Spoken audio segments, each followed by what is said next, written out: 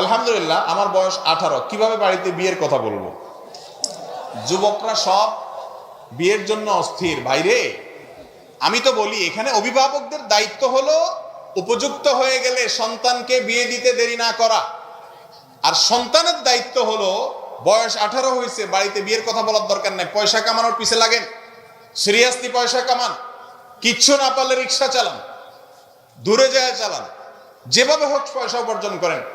আমাকে জিজ্ঞেস করে, ভাই দোয়া শিখে দেন যেটা পড়লে বিয়ে হয়ে যাবে। দোয়া পড়লে বিয়ে হয়ে যাবে এত সোজা না তো ভাই। পয়সা কামান, বাপ্পা যখন দেখবে ছেলে কামাইতেছে বিয়ে দিবে, বাপমা দেয়া লাগবে না, মেয়ের বাপরা এসে জোর করে মেয়ে দিতে বাধ্য হবে। পয়সা কামান, উপার্জন করেন।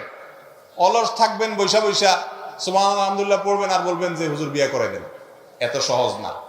যুবকরা বিয়ের জন্য হালাল উপার্জন করবেন। মুরব্বীরা যেরকম বিয়ে দিয়ে দেওয়া উচিত, যুবকরাও বিয়ের জন্য নিজেকে উপযুক্ত করা উচিত, চেষ্টা করা উচিত।